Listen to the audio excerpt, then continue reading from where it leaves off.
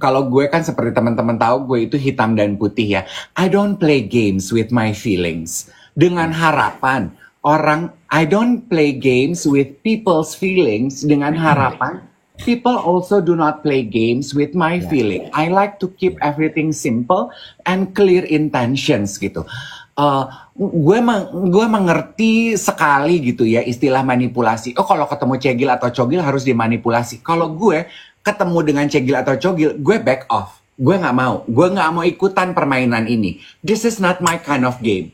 I refuse to play. Kayak, dan di sosial media juga menurut gue terlalu banyak orang yang memainkan manipulasi kehidupan mereka. In my opinion. Gitu ya. Gua quote lagi. Tapi gue setuju sama lo. Dan itu terbawa ke dunia nyata. Dan itu ngeri jadinya. Exactly, Iweb. Itu tuh menurut gue gini, gimana lo gak jadi cegil atau cogil, lo terbiasa memanipulasi fakta. Itu tuh bahaya loh. Kayak contoh gitu ya, gue kenalan sama orang gitu baru deket, terus gue memperhatikan gitu isi sosial medianya. Postingannya itu sederhananya gini, dia selalu menggambarkan kehidupan mewah di sosial medianya dia. Terus gue nanya, kamu di mana? Oh lagi, aduh enak banget makan di restoran itu. Dia posting di restoran bintang 5. Aduh restoran itu enak banget kan, makan ininya, dessertnya kayaknya enak. Aku enggak, aku di kosan.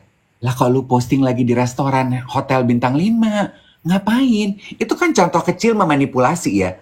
Pengen kelihatan aja gitu keren di sosial medianya. Beb, kalau lu lagi bengong di kos-kosan goler-goleran sambil nunggu Indomie mateng, ngapain lu mesti posting belaga lagi di bintang 5. Aku kan gak bilang kalau aku di restoran itu. Iya, tapi lu memanipulasi fakta dengan lu posting tanpa menyebutkan apa-apa aja. Orang berpikir lo ada di situ apa enggak? Wah, Asumsi. yes. Why? Pourquoi? Gue suka nih. Ya udah turun 3.800, tadi 4.000. Gila engagement. Enggak. Gue mau ngomong gini, ini sangat banyak sekali terjadi kepada generasi muda sekarang. Gue nggak bilang bahwa generasi kita atau di atas kita tidak melakukan itu ya. Tapi lebih banyak memang dilakukan oleh generasi muda. Ya, mereka benar-benar ingin terlihat hidupnya, gue nggak ngomong sempurna, tapi hidupnya tuh lavish. Dar der dor. Dan gue udah ketemu loh beberapa yang seperti itu. Jadi yang satu nih ya, nomor satu, yang ingin ditampilkan dalam sosial media dari beberapa anak muda yang gue temui ini adalah traveling sering. Ya. Well travel. Yes. Dan well travelnya itu bukan cuman mereka pergi ke tempat-tempat ya. Bukan cuman kayak destinasi ke Jogja, Lampung, Medan, Makassar, Singapura, Amerika, enggak. But menginap di hotel mewah. Menenteng barang bermerek dengan logo. Ya. Lalu kemudian yang berikutnya lagi adalah tadi yang lo bilang, makan di restoran mewah. Yes. Terakhir adalah ngopi di coffee shop happening. Ya. Terus gue gini, tapi sementara kenyataannya adalah they cannot afford the life that they've been portrayed on their social. Terus gue gini, kadang-kadang ya Dave, kadang-kadang ada yang mereka itu foto cuman bukan nginep di situ Dave. Mereka cuma datang ke situ untuk foto terus pulang. Makanya kan sebetulnya mulai banyak tuh tempat-tempat yang menerapkan aturan. Lu mau duduk, lu mau nongkrong harus order. Nggak cuman duduk-duduk, foto-foto, nggak ngambil gambar, bikin puyeng, bikin risuh, bikin kisruh pengunjung lain. Terus abis itu lu pulang, bye demi konten. No. True. Terus gue nanya gitu sama mereka, kamu ngapain kayak gitu? Kan kamu nggak stay di situ. Ya nggak apa-apa, biar asik aja, biar keren. Iya. Ih, dan kalau ditelusuri gitu ya gini, aku kan nggak bilang kalau aku makan di situ. Aku kan nggak ini, gue cuma foto aja.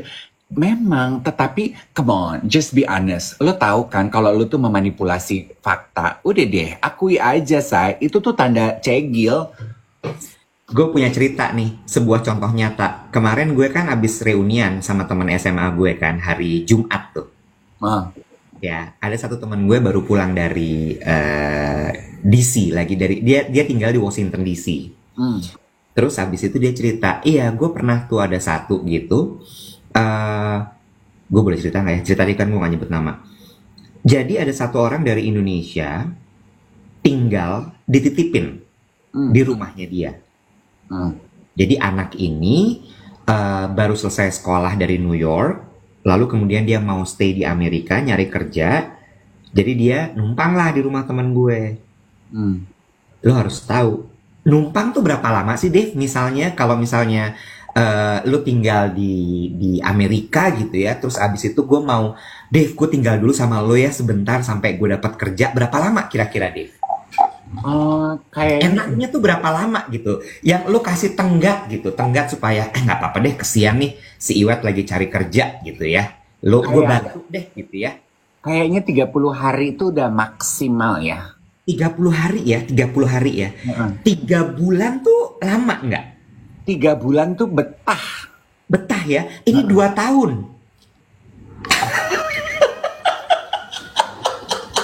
Gue sampai gini, Bo, 2 tahun?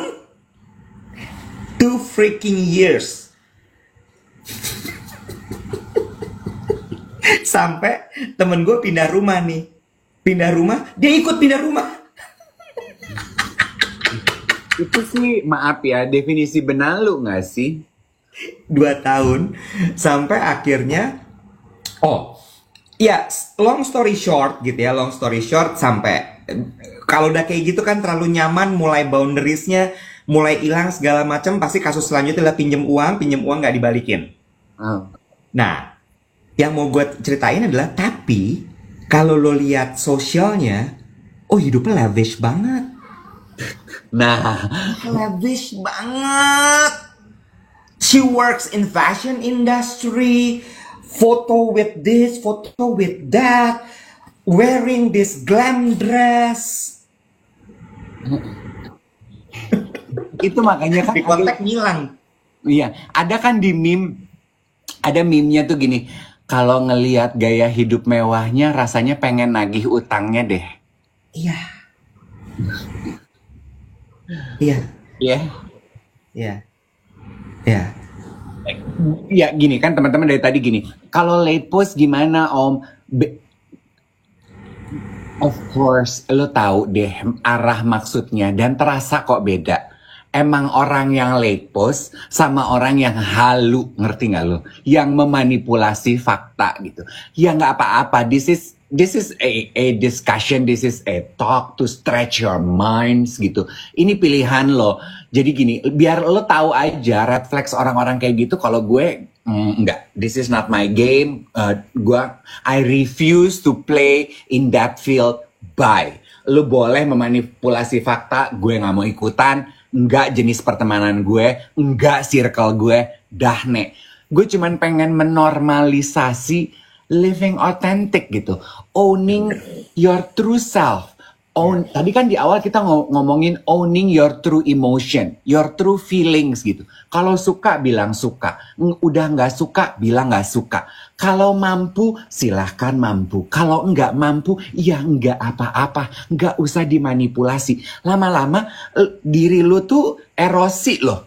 Lu lama-lama bisa giling loh, bisa jadi gilda. Lu udah nggak bisa yang mana kenyataan, yang mana mesti dikejar karena lu udah nggak bisa membedakan. Dan buat gue ya Iwet ya, itu tuh adalah cara paling mudah membuat diri lu low self esteem.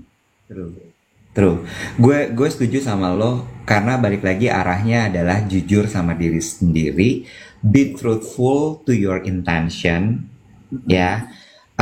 Karena itu balik lagi tadi yang Dave bilang, ketika lo membiasakan itu terjadi, lo sampai jadi akhirnya nggak paham mana yang benar mana yang enggak. Lo ada hidup di kalau anak sekarang bilang delulu, Ah, yes. delusional, lu udah kayak nggak tahu mana yang asli mana yang enggak. Uh-uh.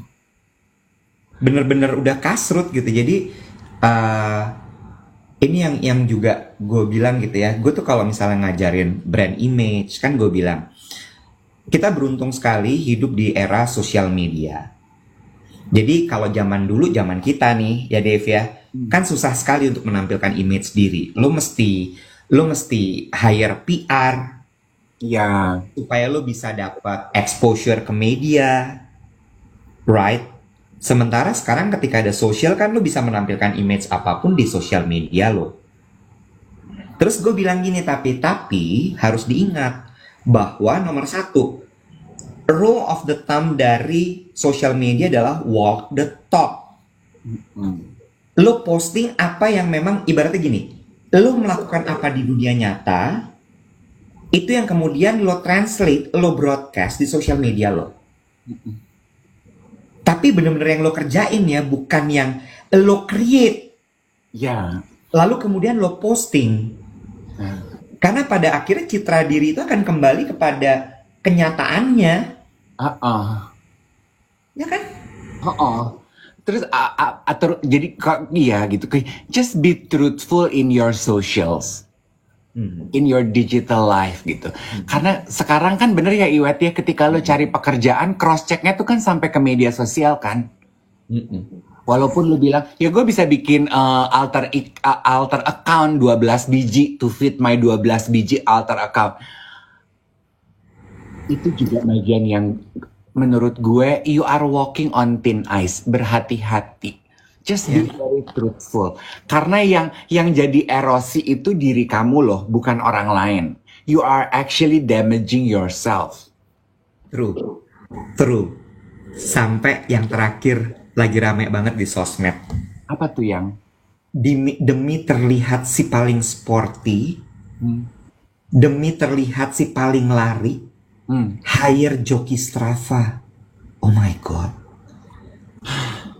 Do you know Strava, right? enggak?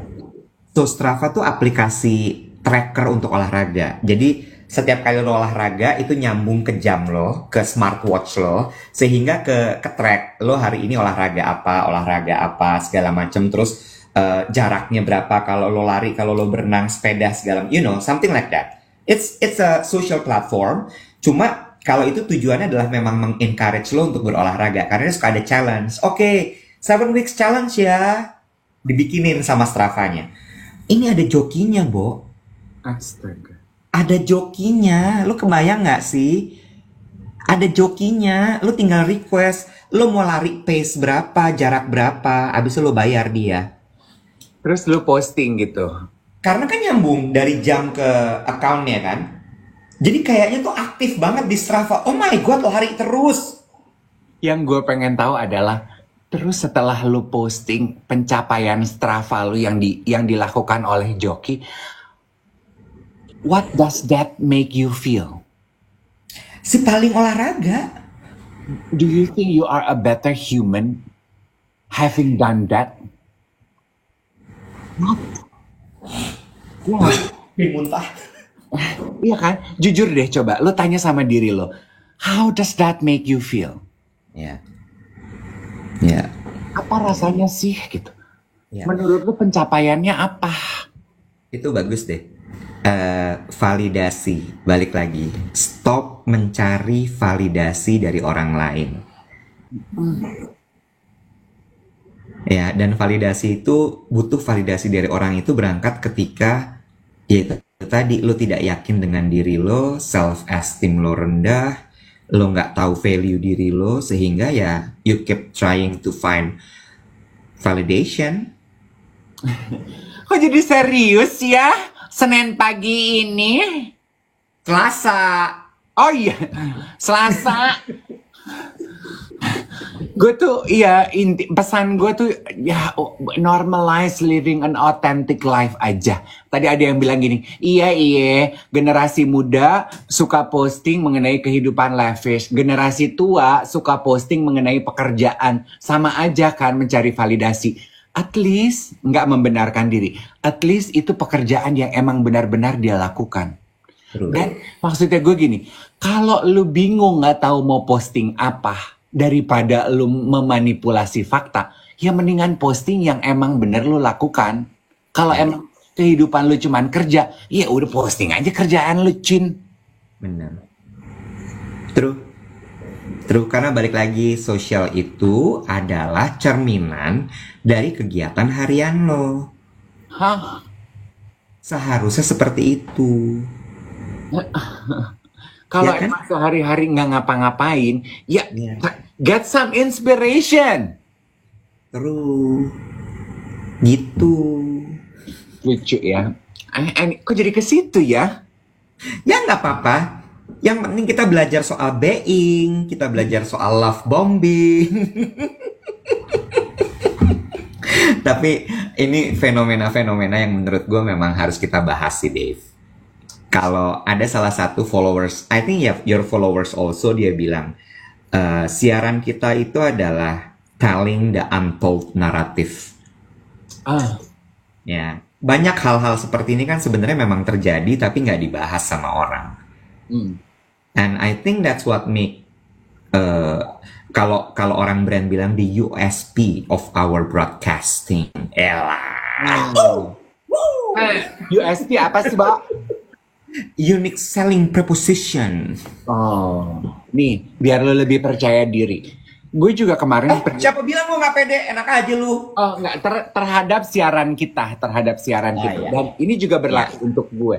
Kalau ternyata yang mendengarkan siaran pagi kita itu begitu luas. Gue juga kemarin sempat menghadiri sebuah event yang dihadiri those 10% of the wealthiest people di Jakarta. Di mana tuh? Ada deh. Terus Acara apa tuh? Wealthiest tuh serem loh. serem ya. Saking kayanya tuh gue sampai nggak kenal, Wet. Ngerti nggak lo?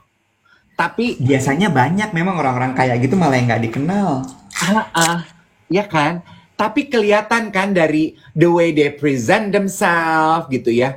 Kelihatan gitu, oh emang orang berpengaruh, orang ada gitu. Terus istri-istri mereka tuh gitu ya, came to me, kan gue agak, kok tumben orang-orang ini tahu gue gitu.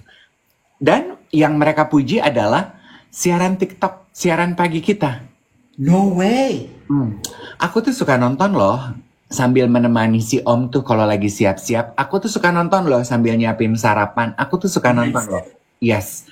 Amazing ya bahwa dari obrolan-obrolan ngalor ngidul gitu, ternyata tante masih belajar sesuatu. Asik ya. Ternyata emang proses belajar hidup itu bisa kita dapetin dari mana aja ya. Thank you loh for kept on pushing the conversation forward. Lo tau kan ibu-ibu yang berliannya tuh segede-gede retina lo, kiri kanan. Kok gini, thank you. Gini, kok gak pernah komentar? Tante mah gak usah komentar-komentar, nonton aja. Penonton pasif, penggemar bayangan. Thank you tante. Oh ya. Jadi intinya emang iya, ya udah nggak apa-apa Nek, kita ngobrol ngalor ngidul, tapi minimal kita ketawa dari pengalaman kesalahan kita belajar dari anak-anak muda. Ya kita nyolek bapak ibu yang lain yang juga pada nonton untuk ikutan sama-sama belajar soal cegil, soal pick me, bener nggak? True. Acara Broadway ya?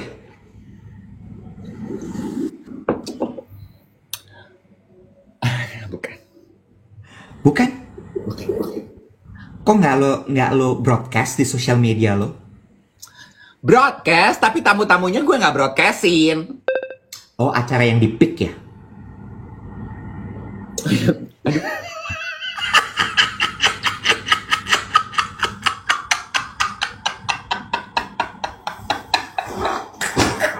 Di pick pasti nih. Yang PA adalah temen Acara ibu pendeta pasti ulang tahun 60 tahun. Bukan. Yang PA adalah temen gue ya, temen gue pergi ke pesta itu kan dia dapat insight dari pengada eventnya, katanya gini, datang ya gitu, makanan ini pesta malam ini tuh pesta high solo, tante ngundang ini apa teman-teman tante 9 naga datang, jadi di mobil Di mobil temen gue gini, ih Cin, kita dandan yang benar nih Cin. Malam ini kita mau ketemu 9 naga. Siapa sih 9 naga? Terus dia ngomong sama asistennya, coba di Google, apa sih 9 naga? Supaya gue kalau ketemu nanti salaman gue tahu. Kayak apa mukanya, jangan sampai gue ketemu orang-orang itu gue nggak tahu mukanya. Si Google kagak ada mukanya lah ya saya. Terus jadi dia masuk ke dalam bodong gini, yang mana nih Cin yang namanya 9 naga? Gue gini, gimana gue tahu? Lu pikir karena dia 9 naga ada tulisannya gitu di jaketnya? Ya kagak kali gue. Ya lu lihat aja semua orang di sini. Terus dasar kita orang kampung ya, ya di undangan haiso gitu. Lu tau kalau undangan haiso gitu kan makanannya suka terlalu puyeng ya Iwet. Tebakan lo kalau undangan-undangan yang per plate udah jut-jut gitu makanannya apa? Daging lah, kaviar, scallop gitu. Apa? Nasi galung ya? Hidangan pertama datang bentuknya gini. Udang. Bukan. Belut, unagi. Terus teman gue nanya gini, Cin, apa nih Cin? Terus gue gini, gue tanya dong sama servernya, Mas ini apa ya? Oktopus. Oh. Cumi. Gurita dong kalau oktopus. Gue pikir cumi hitam. Oktopus aja gitu melingkar di atas meja kita dengan kembang-kembangnya. Terus temen gue gini, pas gue gini, gurita, gue gini, oktopus say. Terus gini, oktopus Cin, mahal kayaknya nih ya. Cobain, oktopus apaan Cin? Gue gini, gurita, temen gue baru nyendok satu nih. Dia langsung gini, gue gini, Pak, jangan bikin malu deh. Tentakelnya, Wet. Oh, ini temen lo Yogi kayaknya nih.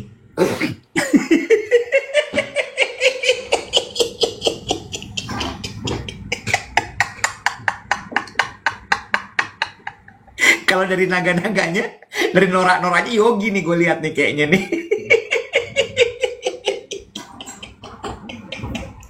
Yogi sama Dennis nih pasti nih. Pulang dari situ ya, singkat cerita gini, aduh Cin, nggak cocok ya Cin, kita main sama naga-naga di Jakarta nih Cin. Naga makanannya oktopus Cin, kita tinggalin nasi uduk.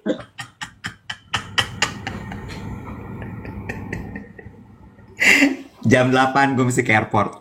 Oke, safe flight. Besok kita ketemu jam 8 pagi. Yes. Selamat terbang. Thank you. Bye everyone.